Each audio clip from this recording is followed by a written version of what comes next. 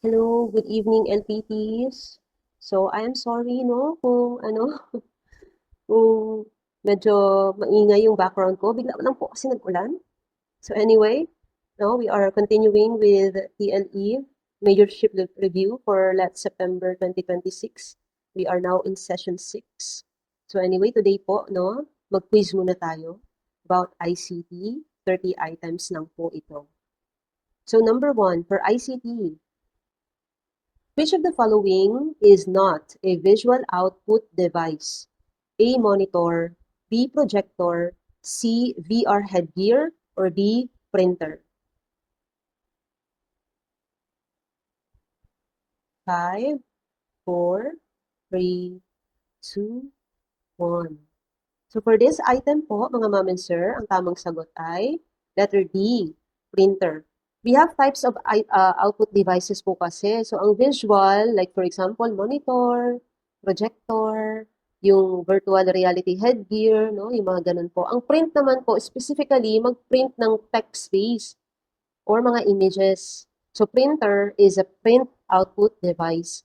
For audio naman po, like speakers, headset, or headphones, yun po ang example ng audio output devices.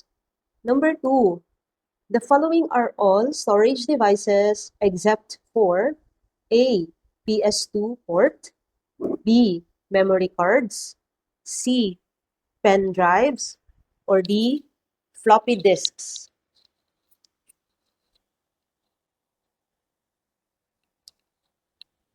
So, alin po dito ang hindi storage device?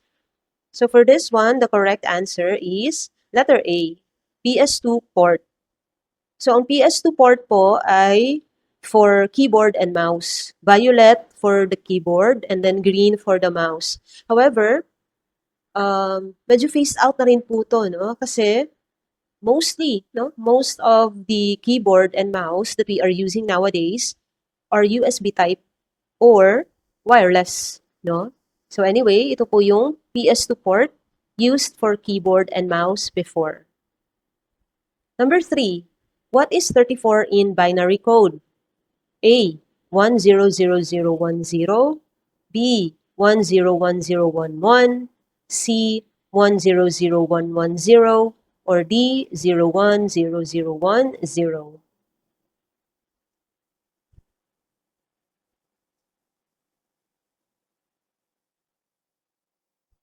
So for this one po, ang tamang sagot ay 100010. So wag po mag-alala yung mga hindi ICT major, it's okay, no? So, paano po ito kino-compute? Yung given decimal, 34, i-divide nyo lang po by 2. And then once you get the answer, tignan nyo po kung may remainder o wala. Kung merong remainder, you put in 1. Kung wala namang remainder, you put in 0. Afterwards, yung answer, no? For example, this one, 17, i-divide mo na naman siya ulit by 2. So, ang sagot is 8.5, right? May remainder o wala? Meron. So, this time, ang ilagay natin is 1. Now, wag isali yung decimal part, only the whole number part. So, i-divide mo na naman yon by 2. So, with this one, yung 8.5, i-disregard natin yung decimal part. 8 na lang yung i-divide natin by 2. And then, pag-divide natin, 8 divided by 2 is 4. Walang remainder. So, as you can see, 0 ang nakalagay. Ayan, no? Next, yung 4, i-divide na naman natin by 2. That is 2. Wala pa ring remainder, 0. And then yung 2 na naman, i-divide natin by 2. 1, walang remainder, 0 pa rin. And then now, 1 divided by 2 or 1 half is 0.5. Meron na siyang remainder. So you put in 1. Last but not the least, again, disregard the decimal part. Only this part.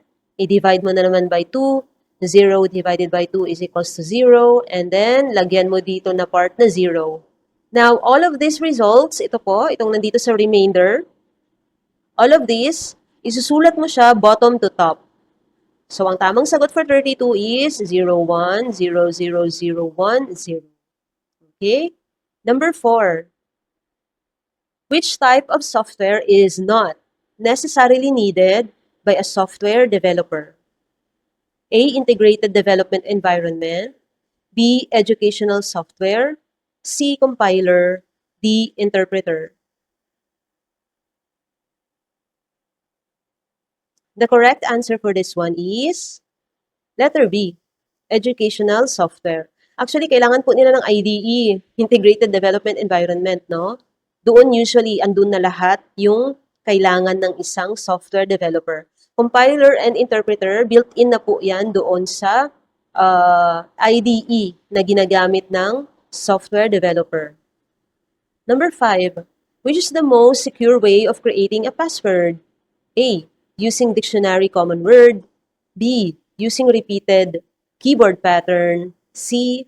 Using short numeric sequence. Or D. Using mixed alphanumeric with symbols. So, ito po mga ma'am and sir, no, obvious po siya konti. Because, alam nga naman short numeric or merong keyboard pattern or common lang na words sa dictionary, no? This is for your security. So, dapat, ang password ay mixed alphanumeric with symbols. The answer for number 5 is letter D. Number 6, which term refers to the ethical use of ICT resources? A. Digital citizenship practice. B. Digital hardware assembly. C. Digital image resolution. Or D. Digital video conversion.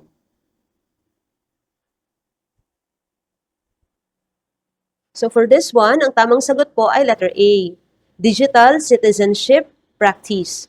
In MIL or Media and Information Literacy, pinag-aaralan po ito supposedly ng mga learners, no?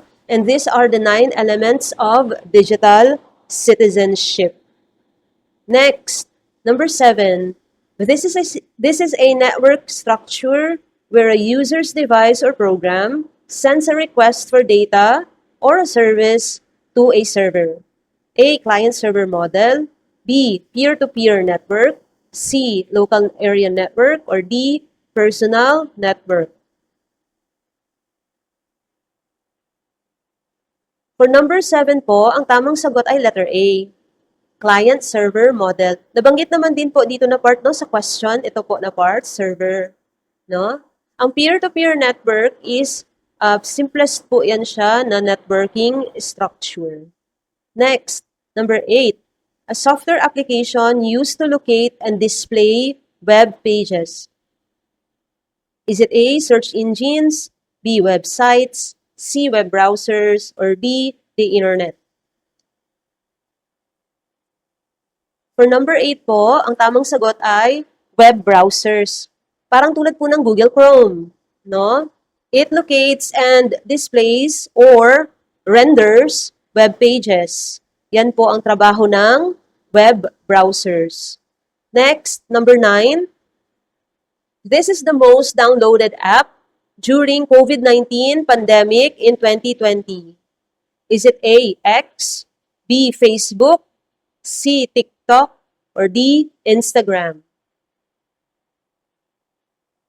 So, feeling ko po alam nyo to dahil nadaanan nyo ang pandemic, no? Ang correct answer is TikTok. TikTok ang most downloaded app during COVID-19. Number 10, which is not an example of a social networking site?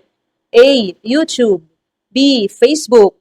C, Instagram. Or D, Google+. For number 10 po, mga ma'am and sir, ang tamang sagot po ay YouTube. Because primarily po talaga, no, classified ang YouTube as video sharing platform po siya. Hindi po siya traditional social networking site. Number 11, which is an example of a phishing activity? A, compressing large files into zip. B, sending emails pretending to be a bank. C, sharing files through cloud storage. D, downloading copyrighted videos. So for this one po, phishing activity, remember ang phishing is ginagawa ito ng mga tao so that the user will give away sensitive data. So ibig sabihin, phishing activity example is letter B, sending emails pretending to be a bank. Number 12, The process of looking at large sets of data to find hidden patterns, trends, and useful information.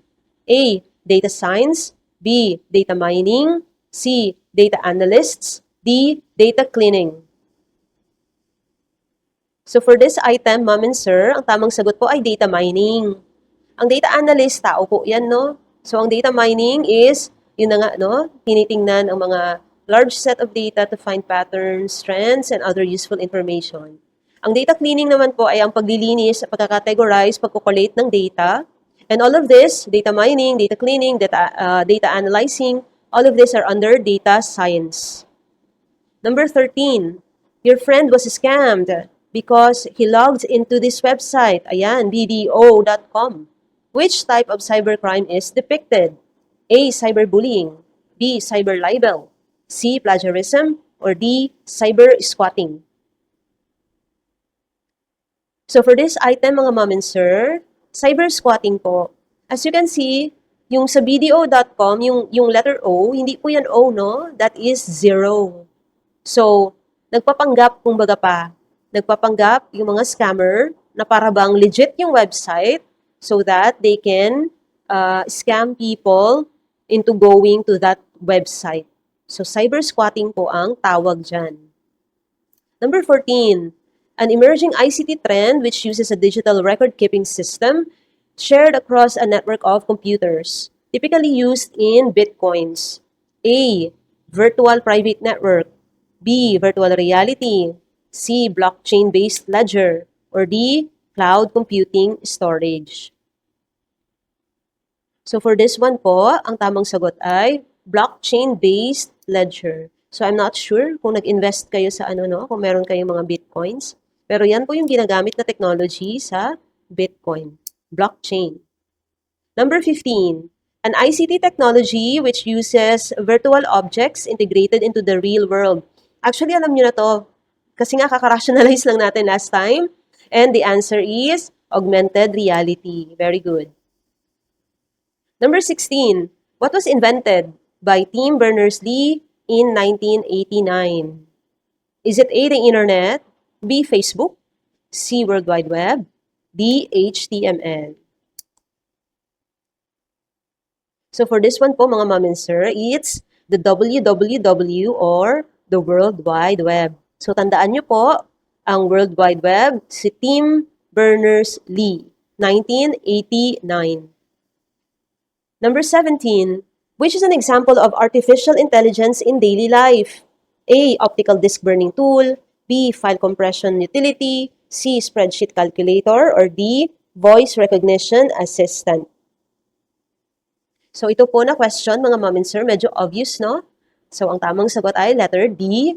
Voice recognition assistant. Number 18, which is not an ICT application in education? A. E-class record. B. LMS. C. AutoCAD. Or D. Research. So ito po na item, mga ma'am and sir, ang tamang sagot po ay research. Kasi nga kahit naman po wala pang digital technology before, nag-research naman na po ang mga tao. So the correct answer is letter D. Number 19, which ICT technology is most used by students in the Philippines as of 2025? A. Wi-Fi, B. Smartphones, C. Laptops, or D. Generative AI. So akala ko rin, mga ma'am and sir, no, na ang generative AI ang tamang sagot dito because grabe makagamit ng ChatGPT ang mga bata ngayon. But apparently, smartphone pa rin po ang most used ICT technology ng mga estudyante as of 2025. Number 20, which technology provides remote storage that can be accessed via the internet? A. Optical storage media. B. Cloud storage services. C. Local area network. Or D. Data warehouse. So pag remote storage po, no, ang tamang sagot dito ay cloud storage services. That is why mahirap nga po, no, pag yung files mo ay nasa cloud storage services, tapos wala kang internet. Mahirap po yun siya, obviously, no? Because this type of services, kailangan may internet. Number 21. What program searches documents for specified keywords and returns a list of documents where the keywords were found? A. Websites, B. Web browsers, C. Search engines, or D. The internet.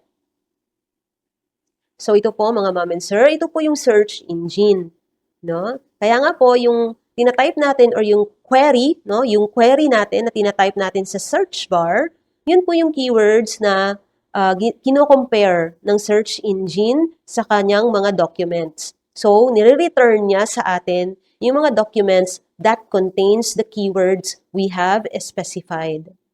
Number 22, which refers to creations of the mind, such as inventions, literary and artistic works, designs, and symbols.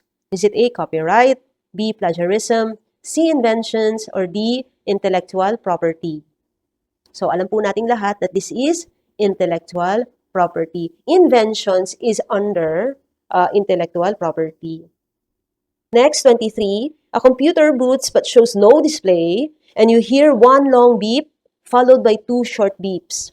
What is the most probable issue? A, RAM failure, B, GPU malfunction, C, HDD failure, or D, PSU overload. So, ang tamang sagot po dito ay GPU malfunction. So, again po ha, one long beep and then followed by two short beeps. Kung RAM failure po, continuous ang beep. Kung HDD naman po, hindi siya no display. May makita pa rin po sa screen. So, ang PSU overload naman po, the computer may not power on at all kasi po ang PSU, yan po yung power supply unit. So, kung sira po yun, no, hindi po mag-on ang computer. 24. A client complains that their SSD health dropped significantly after frequent large file transfers. What is the technical reason? A, SSD fragmentation, B, limited write cycles, C, magnetic degradation, or D, thermal expansion. So obviously, agad-agad tanggalin na natin ang letter C kasi napag-usapan na natin yung difference ng HDD at SSD last time. HDD yung merong magnetic degradation. So anyway, ang tamang sagot po for dito, for this item is limited write cycles or letter B. Okay, next. 25. A PC randomly restarts under heavy load. O, ito yung nangyari sa laptop ko last time. Kaya bigla akong nawala, mga ma'am and sir. Nag-restart, nag-init. Kasi nga, nagpa-PowerPoint presentation pa ako, nag-Google Meet. And I am, maraming naka-open na tab sa Google, Google Chrome. So, ano kayang nangyari? A, reinstall OS. B, check CPU thermal paste and cooling. C, replace monitor. D, defragment drive. Ang tamang sagot po dito ay check cooling. Kaya nga po, ang ginawa ko po that time, di ba, gi-restart ko yung computer, yung laptop ko. Gitutok ko po siya sa aircon. para, para mag-cool down siya at ma-on ko siya ulit. So, ang letter A po, reinstall OS, software issue po yun, no? Unlikely if load-based restart. Hindi po yun siya, tama. Replace monitor, agad-agad mag-replace ng monitor, no? Hindi agad-agad. Unless na-diagnose mo na may sira talaga sa monitor itself, then, replace the monitor. Pero kung wala naman, bakit pa natin kailangan i-replace? Ang defragmentation po, optimization po yan siya ng pagkakaayos ng data sa loob ng storage devices. Next, number 26. In a network using subnet mask 255.255.255.192, how many usable hosts per subnet are available? A, 30, B, 62, C, 126, or D, 254. So for this one po, mga ma'am and sir, letter B po ang tamang sagot. Itong subnet mask po kasi na ito, 6 bits na lang natira, no, for host addresses. So, ang total addresses po, para makuha natin yan siya, ang formula is 2 to the power of 6. Or next time po, depende po kung ilan yung naiwan na bits for the host addresses. For this specific item, 6. So, 2 to the power of 6 is equals to 64. Now, para malaman mo kung ilan lang yung usable na host, no, minusan mo siya ng 2. Bakit naman minusan ng 2? Kasi reserved po yun na address para sa network ID at sa broadcast address. So, the correct answer is 62. Next, number 27, a network experiences broadcast storms. Which device configuration should be checked? A, DHCP scope, B. VLAN configuration, C. STP settings, or D. DNS records. So for this time po, ang tamang sagot ay STP kasi it prevents switching loops causing broadcast storms. Nabanggit po natin last time, ang DHCP, ito po yung nag-automatic ang bibigay or nag-a-assign ng IP sa device na nagko-connect sa isang network. Ang DNS naman, sa name resolution po ito siya. Number 28, which OSI layer is responsible for encryption? A. Transport, B. Presentation, C. Session, or D. Network. Ang tamang sagot po dito ay letter B, Presentation. This layer handles encryption and data formatting. Ang transport po manages end-to-end delivery. Ang session, it manages the session. And ang network layer ay for routing. Number 29. A teacher uploads copyrighted software for students without permission. This violates A. RA 8293, B. RA 10173, C. Republic Act Number 9155, or D. RA 10533. So the correct answer po no is the IP code of the Philippines, or letter A, RA 8293. RA 8293. So yung mga nabanggit po natin last time, RA 10173, Data Privacy Act po yun siya. And then another one, RA 10175, Anti-Cybercrime Law. Next, last number for this, For this quiz, ICT, number 30. In the TPACK framework, effective ICT integration occurs when A. Technology dominates pedagogy. B. Content dominates technology. C. All three knowledge domains intersect. Or D. Pedagogy is removed. So, this is not exactly ICT major po, no? This is Prof. Ed. And the answer is letter C.